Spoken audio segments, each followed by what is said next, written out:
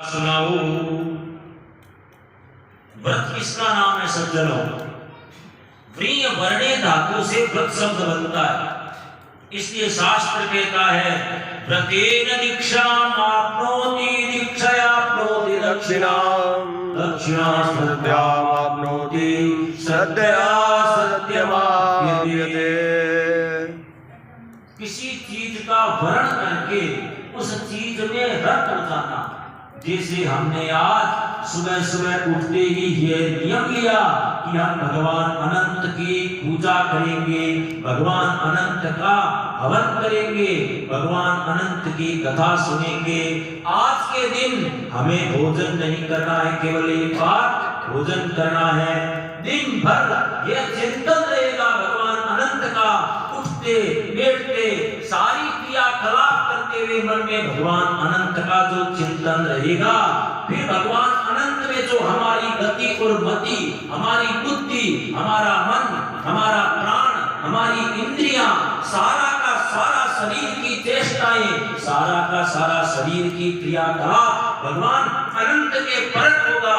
जो भोजन करने आएंगे हम उनमें भी भगवान अनंत का ही दर्शन करेंगे कि भगवान अनंत की कृपा से हमारे घर में आज जो ब्राह्मण भोजन हो रहा है, जो भी हमारी बहन सुवासिनी अतिथि आई है, ये भगवान अनंत की कृपा है। इस प्रकार मन में अनंत की भावना करके भगवान अनंत के ही उद्देश्य से, भगवान अनंत के ही लक्ष्य से जो कर्म किया जाता है उसे कहते हैं व्रत। वर्ण करके किसी चीज में रत हो जाना। व्रतेन दीक्षाम आपनोति दीक्षयाप्नोति दक्षिणाम दक्षिणा श्रद्धामाप्नोति श्रद्धया सत्यमाप्यते।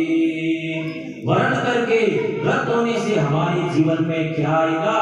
हमें दीक्षा मिलेगी, हमें चातुर्यता मिलेगी, हमें किसी चीज के कार्यकलाप करने की कुशलता का नाम है दीक्षा। और दीक्षा से भगवान दक्षिणा जो ऐश्वर्य भगवान का है वो हमारे जीवन के अंदर आएगा। व्रतेन दीक्षाम आपनोति दीक्षयाप्नोति दक्षिणाम दक्षिणा श्रद्धामाप्नोति। आप लोगों के पंडित जी महाराज पांडे जी है, ये इतनी बात क्या बताओ, ये हुई नहीं, इससे मिलेगा क्या? ये बताओ। तो फिर कहा दीक्षयाप्नोति दक्षिणाम दक्षिणा श्रद्धामाप्नोति। ये जब हम हमारे जीवन के अंदर आचरण करते हैं, पूजन करते हैं, आचमन करते हैं, प्राणायाम करते हैं, नित्य जो व्रत करते हैं, उससे हमारे हृदय के अंदर श्रद्धा जागृत होती है। क्या चीज होती है? श्रद्धा। श्रद्धा, श्रद्धा का मतलब होता है श्रद्धा। श्रद्धातु से श्रद्धा शब्द बनता है। किसी चीज के प्रति एक बार श्रद्धा हो गई, फिर उसको धारण करना, फिर वह श्रद्धा कभी बदलती नहीं, इसका नाम है श्रद्धा। एक किसी देवता के यहाँ हम कुछ 5 रुपए 10 रुपए है वो सीधे रख दिया, बस काम सिद्ध नहीं हुआ, हमारा कुछ कार्यकलाप नहीं बनता, तो जीवन के अंदर मन के चांचल्यता के कारण, मन चंचल होने के कारण कहते हैं कि मातो श्याम बाबू सहायता करी कोनी, मारे रामदेव जी सहायता करी कोनी, मातो हनुमान जी तो करो कोनी, कचो काम भेरू जी करो या भेरू जी कौन करो। ये तो जीवन के अंदर बदलाव आता है, ये क्यों आता है? हमारी मन की चंचलता के कारण। मन की चंचलता को शांत करने के लिए जो अमूल्य निधि होती है, जो अमूल्य चीज होती है, वो सज्जनों होती है श्रद्धा। वह श्रद्धा किसे मिलती है? बोलो अनंत भगवान के जय। व्रतेन दीक्षाम आपनोति दीक्षयाप्नोति दक्षिणाम दक्षिणा श्रद्धामाप्नोति श्रद्धया सत्यमाप्यते।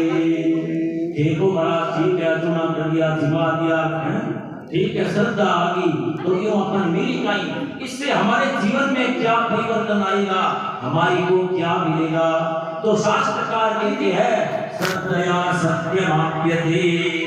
ये जो श्रद्धा हमें भगवान अनंत की कृपा से मिलेगी, इस श्रद्धा के द्वारा हम उस सत्य को, उस परम ब्रह्म परमात्मा को, उस अखंड सच्चिदानंद घन को, उस सर्वेश्वर को, उस सर्वांतर्यामी को हम जान जाएंगे तो हमारे को कभी जीना मरने के चक्कर में नहीं पड़ना पड़ेगा। इसके उस सत्य वस्तु को, उस अनंत को, उस परमात्मा को, उस कब्जे को जान लेने के लिए शास्त्रकार ने कहा व्रत करो। सभी चीज में आ गया नहीं? व्रत पर हमने यहाँ से प्रारंभ किया था। व्रत क्यों करना चाहिए? व्रत करने से क्या मिलता है?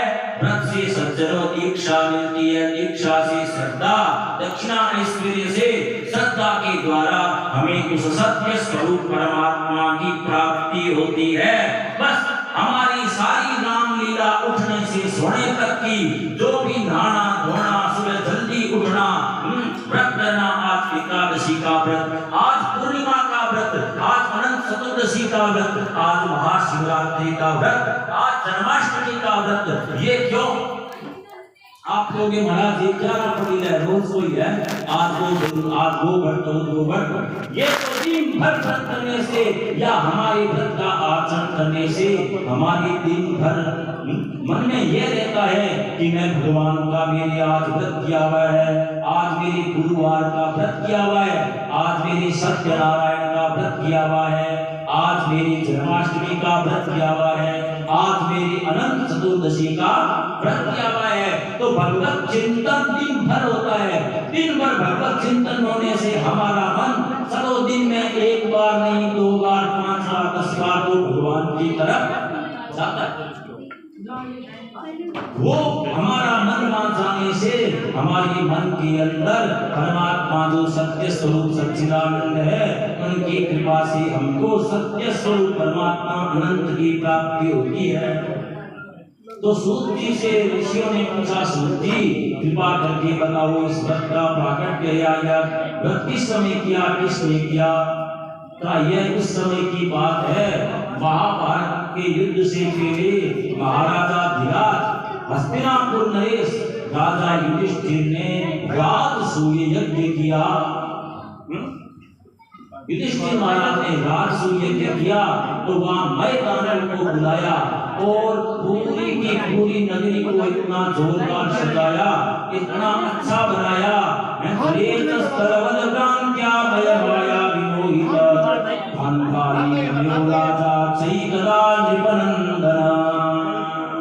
जैसे हमारे घर में उद्यापन होता है, अर्चना होता है, तो हम अपने इष्ट मित्र बंधु बांधव सुवासिनी सबको बुलाते हैं। तो महाराज युधिष्ठिर ने राजसूय यज्ञ किया। उन्होंने सोचा मैं भी सबको बुलाऊं, अपने इष्ट मित्र बंधु बांधवों सबको बुलाया और अपना जो दुर्योधन महाराजा के युधिष्ठिर को शत्रु मानता था, उस प्रिय दुर्योधन को भी बुलाया। दुर्योधन को कहा प्रिय अनुज आना और तुम मेरे राजसूय यज्ञ को संपादित करना, इसमें कोई कार्य हो तो तुम भी करना। न सर्वे निपास्तैव ऋषयस्ततपोदना उपासं चक्रुस्ता द्रौपद्यादि सुलोचना। मैदान ने बड़ी चमत्कार से उस भवन को बनाया, उस सभागार को बनाया कि वहां जलेत स्थलवद भ्रांत्या, जहां जल दिखे वहां तो स्थल, मतलब सीधी सादी जमीन हो वहां तो जल दिखे, सरोवर दिखे। और जहां जमीन है उस जगह सरोवर बना दिया। कहने का मतलब है कि इतनी तगड़ी जादू ने दिखाई, इतना तगड़ा मैदानों ने वहां भवन बनाया कि बड़े बड़े लोग जो भी अंदर से बारीकी से देखते तो उनको पता नहीं लगता। जमीन की जगह तो जल दिखने लग गया और जहां जल था वहां जमीन दिखने लग गई। काम था उल्टा, सरोवर की जगह जमीन दिखे, स्थल दिखे और जमीन की जगह सरोवर दिखे। तो दुर्योधन वहां जल्दी जल्दी आ रहा था। दुर्योधन ने देखा आगे सरोवर है तो दुर्योधन ने अपने धोती का पोंछा थोड़ा ऊपर किया और ऊपर पैर उठा करके चलने लगा। तो द्रौपदी को भीमसेन दोनों ऊपर खड़े थे, उन दोनों ने दुर्योधन को देख करके हंसे। युधिष्ठिर ने मना किया, उस जगह तो वो रह गए।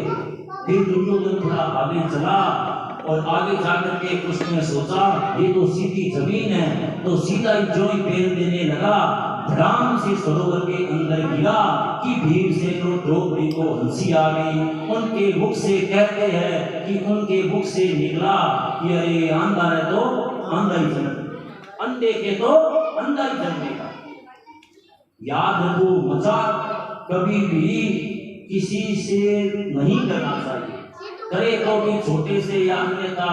बाल स्फीतम अकारण हास्यम, शास्त्रकार कहते हैं अकारण हंसना और बालकों के साथ मित्रता करना अपने आप लघुता को, छोटेपन को प्राप्त करना है।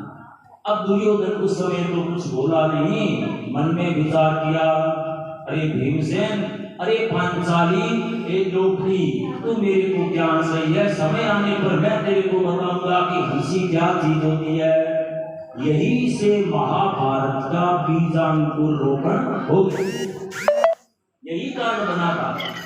तस्मिन् काले तु शकुनी प्रोवाच मधुरं वच मुञ्चनादन् महारोषं पुरतर्काय गौरवात् द्यूतेनैव जिता सर्वे पांडवा भीतकल्मषा।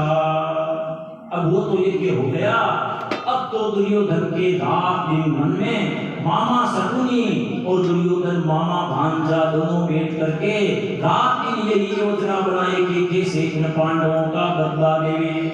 रात दिन यही विचार करने लगे, अरे कोई न कोई ऐसा उपाय रचो। कहते हैं कि मामा शकुनी ने कपट युद्ध की रचना की, जुआ और कपट युद्ध की रचना करके युधिष्ठिर को निमंत्रण दिया। धर्मराज युधिष्ठिर चाहते तो युद्ध नहीं खेल सकते थे, लेकिन धर्मराज को धर्मराज ठहरे। उन्होंने कहा अगर ज्येष्ठ पिताश्री की आज्ञा है तो मैं युद्ध भी खेलूंगा। ज्येष्ठ पिताश्री की इच्छा पूरा करना मेरा कर्तव्य है। दुर्योधन चाहे उनकी बात माने या न माने, मैं उनका ज्येष्ठ युधिष्ठिर पांडु पुत्र महाराज धृतराष्ट्र को हर हमेशा संतुष्ट रखना चाहता हूँ। अगर महाराज धृतराष्ट्र की युद्ध खेलने की इच्छा है मेरे द्वारा तो मैं खेलूंगा। ऐसे अपने ज्येष्ठ पिताश्री को संतुष्ट करने के लिए, राजी करने के लिए, उनके मन का रंजन करने के लिए महाराज युधिष्ठिर ने यह काम भी खेला। और वहां कपट युद्ध के अंदर कहते हैं अरण्ये वर्तमानास्ते पांडवा दुःखदर्शिका कृष्णां दृष्ट्वा महात्मानं प्रणिपत्य यथाक्रमम्। सारा राजपाट, सारा ऐश्वर्य, सारा भवन, सारा मकान, सारी संपत्ति, सारा वैभव महाराज युधिष्ठिर उस युद्ध के अंदर हार गए और जंगल के अंदर चले गए। अब तो पांचाली भी उनके साथ थी। जंगल में जो महाराजा धीराज युधिष्ठिर, जिनके आगे पीछे 20-20 अमात्य, 20-20 मंत्री, जिनके चरण बुलाते थे, जिनके एक आदेश की प्रतीक्षा हजारों द्वारपाल करते थे, वो महाराजा धीराज युधिष्ठिर आज जंगल के अंदर हाथ फैला करके कहीं तो फल मांग रहे हैं, कहीं जल का संचय के लिए चिंता कर रहे हैं।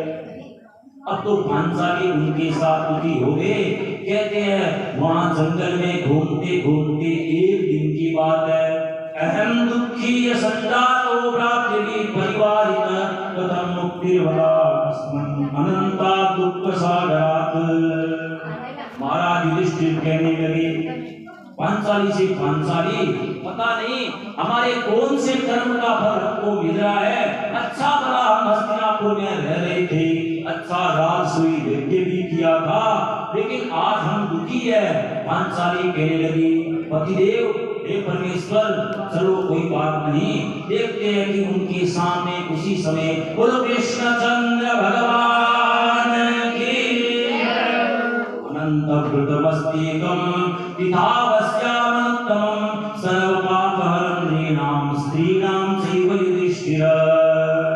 भगवान श्याम सुंदर भगवान श्री कृष्ण चंद्र दिखाई दिए। भगवान श्री कृष्ण के चरणों में पांडव बैठ गए, पांचाली बैठ गई, भगवान को प्रणाम करके कहने लगे भगवान अब तो हमें इस दुख के थकोड़ से कोई मुक्ति का मार्ग बताइए। अच्छा खासा हमारा परिवार था, हम सुखी थे, हमारे जीवन में कोई कमी नहीं थी। अब पता नहीं ऐसी क्या परिस्थिति बन गई। हे भगवान, इससे दुख से हमें मुक्ति मिल जाए, कोई आप मार्ग जानते हो तो बताओ। भगवान कृष्ण मंद मंद मुस्कुरा कर कहने लगे, अधुना किम व्रतम यद्वा तत्प्रसादां निवेदितं तं देवं बोधिष्यामि राज्यं वाक्यान्ननुत्तमम्। भगवान कृष्ण कहने लगे, केवल दुख से छुटकारा पाना या कुछ और भी काम है? युधिष्ठिर कहने लगे, भगवान हो सके तो राज्य भी प्राप्त हो जाए तो अच्छा, दासिया भी प्राप्त हो जाए, हमारे भाइयों का ऐश्वर्य हमें पुण्य प्राप्त हो जाए। कोई ऐसा व्रत बताओ, कोई ऐसा देवता बताओ, अगर आप जानते हो तो। भगवान कृष्ण कहने लगे, शुक्ल पक्षे चतुर्दश्यां मासी भाद्रपदे भवेत् तस्यानुष्ठानमात्रेण सर्व पापं विभोहति। देखो भैया, भगवान तो भैया ही, युधिष्ठिर भैया ही तो लगते थे। पांडव और भगवान कृष्ण क्या लगते थे आपस में? मामा बुलारा हो। और कुंती बुआ के तो ये 500 पांडव थे, मामा के बेटे भगवान श्री कृष्ण थे। भगवान कृष्ण कहने लगे, भैया युधिष्ठिर भाई जी, आपको एक चीज बताता हूँ, आप कृपा करके भाद्रे के महीने में शुक्ल पक्ष को यानी चांद जो चौदस होती है, जो आज है, अगर इस भाद्र शुक्ला चतुर्दशी का अगर आप व्रत करेंगे और इनकी पूजा करेंगे तो आप निश्चित ही अपने मनोभिलषित यानी अपनी मनोकामना को पूर्ण करोगे। युधिष्ठिर ने कहा, भगवान इस चतुर्दशी में ऐसी क्या बात है? बहुत सारी व्रत है, बहुत उपवास है, बहुत बड़ी तीर्थ है, मंदिर है, आप इस भाद्र शुक्ला चतुर्दशी को ही क्यों बता रहे हैं? और ये क्या देवता है, कौन है? कृपा करके थोड़ा खोल कर बताओ, थोड़ा विस्तार से बताओ भगवान, इस चतुर्दशी को क्या ऐसी विशेष चीज है जो एक दिन के काम से हमारा काम हो जाएगा? भगवान कृष्ण कहने लगे, अरे भैया, अरे भाई जी सुनो ध्यान से, मैं पूरी बात करता हूँ, आप सुनोगे। अनंत इत्यहं पार्थ मम रूपं निबोधय आदित्यादि ब्रह्मासु यत्काल इति पठ्यते। आपने ग्रहों का नाम सुना है, आपने नक्षत्रों का नाम सुना है? युधिष्ठिर कहने लगे, हाँ भगवान मैंने सुना है। कसुरो, चाहे ग्रह हो चाहे नक्षत्र हो, जो भी जिस नाम से जितनी दुनिया में अनंतता है वो मैं ही हूँ और मेरा ही नाम है। और अनंत भगवान की जय हो। कला काष्ठा दिन रात्रि प्राणी मास पक्ष ऋतु भूमि आकाश, ये सारी जो सृष्टि प्रक्रिया है, ये जो सारी दुनिया का तामझाम है, भगवान कहने लगे, ये सारा जो तामझाम है वो मैं ही हूँ। अपर काली ब्याह में सवाल कि बढ़िया पार्टी है कि बढ़िया या ब्याह नहीं, वो तो तामझाम कर दो करो। तो तामझाम मतलब जितना दुनिया का ऐश्वर्य है, जितना ग्रह नक्षत्र तारे है, वो सब भगवान अनंत ही है। और युधिष्ठिर से कहने लगे, मैं ही अनंत हूँ, तुम इस मेरे अनंत रूप की अगर पूजा करोगे तो आपको अपना राज्य वापस मिल जाएगा। युधिष्ठिर कहने लगे, घेन चारु प्राचीर्णम मध्ये घेन प्रकाशितम एवं सविस्तरम सर्वं गुह्यनं तद्व्रतं मम। कि इसको किसी ने किया है क्या? इस व्रत को किसी ने किया है तो आप मेरे को बताओ, कोई इतिहास हो, कोई आख्यायिका हो। क्योंकि जाने बिनु न होई परतीति, बिनु परतीति होई नहीं प्रीति, प्रीति बिना नहीं भगति दृढ़ाई, जिमि खगेश जल पहुँची करनाई। जाने बिना कभी किसी चीज में प्रीति नहीं होती, मतलब जाने बिना कभी किसी चीज की इच्छा नहीं होती। यह सिद्धांत दार्शनिक सिद्धांत है, जानाति इच्छति करोति। पहले किसी चीज को जानोगे, आपको पता लगेगा कि ये लड्डू है और इसके खाने से हमारी भूख मिटेगी, तो आपको भूख लगते लड्डू की इच्छा हो जाएगी। तो जाने बिघन होई प्रतीति, और जब उसके महात्म्य को जान जाओगे कि आटा गूंथ करके फलका तवे के ऊपर सेक करके सब्जी के साथ खाने से हमारे पेट के अंदर जो चूहे बिलबिला रहे हैं वो शांत हो जाएंगे। ये जब हमारे को ज्ञान है तभी तो हम जा करके रसोई के अंदर रोटी बनाते हैं, गिलास पानी की लेकर के लोटा लेकर के हम पीते हैं। हमें ज्ञान हो गया कि खाने पीने के द्वारा इस शरीर की रक्षा होती है। ठीक इसी प्रकार भगवान युधिष्ठिर से कहने लगे, तो अगर जानना चाहता है कि यह व्रत पहले किसने किया तो सुन, पूर्व के अंदर आसित पुराकृत युगे स्वंतुर्नाम अभिद्विज वशिष्ठ गोत्र संभूतां स्वरूपां सद्विगो सुतां। सतयुग के अंदर एक ब्राह्मण देवता थे, उनका नाम था सुमंत। उनका क्या नाम था? सुमंत। और वो वशिष्ठ गोत्र में उत्पन्न थे। उनके दीक्षा नाम की भृगु ऋषि की कन्या के साथ ऋषि से विवाह हो गया। पंडित जी का विवाह हो गया। पंडित जी की घरवाली का नाम था दीक्षा। और सुमंत मुनि और दीक्षा साथ साथ में रहते थे। समय आ गया लेकिन उनकी कोई संतान नहीं हुई। धीरे धीरे भगवान की कृपा से उनके शिला नामनी सुशीला सा भरते पृथ्वी माता तपस्याकारेण ज्वरदायेन पीड़िता। अब उनके विद्यकाल के अंदर एक कन्या उत्पन्न हुई, उसका उन्होंने नाम रखा शीला। क्या नाम रखा? शीला। स्वापि शीला पितृगे विहार परपरागो उभयस्तंभ बेल द्वार देवली तोरणादिसु। चंद्रमा की जिस प्रकार कलाई बढ़ती है वैसे वह शीला उत्तरोत्तर बढ़ने लगी और कलाई बढ़ने लगी। और कला बढ़ने से उनके क्या होता है कि वो इतनी मांगलिक थी। ये देखो मांगलिक चीजें होती है, मांगलिक चीजें होती है, ये मांगलिक चीजें होती है। घर के तोरण द्वार सजाना, घर के ऊपर पत्ते लगाना, स्वस्तिक करना, सतिया करना, साख्या करना, ये जो दीपावली के अंदर हम बनाते हैं वह शिला रात दिन उस घर को सजाने लग गई। दक्षिणायानिकं देयं जामातु परितोषिणं दशरथवा कर्कशाकुत्था प्रोत्साहयेयमन्विनम्। एक बार की बात है, उस सुमंत ब्राह्मण के घर के अंदर एक कौंडिन्य नाम के ऋषि आ गए। क्या नाम था? कौंडिन्य ऋषि। और कौंडिन्य ऋषि वहां आए तो उन्होंने विचार किया, मैं तो दरिद्रता से ऐसे ही पीटा मारा हूँ, मेरे पास बेटी के विवाह करने का कोई साधन नहीं, हमारे पास कोई उपक्रम नहीं, कोई सामग्री नहीं, क्या करूं? मैं तो इन कौंडिन्य ऋषि को ही मेरी बेटी दे दूं।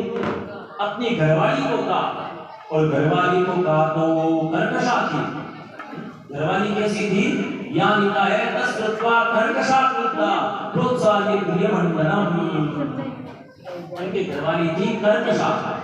याद रखो, स्त्रियों का मातृशक्ति का भूषण होता है वाणी। क्या होता है?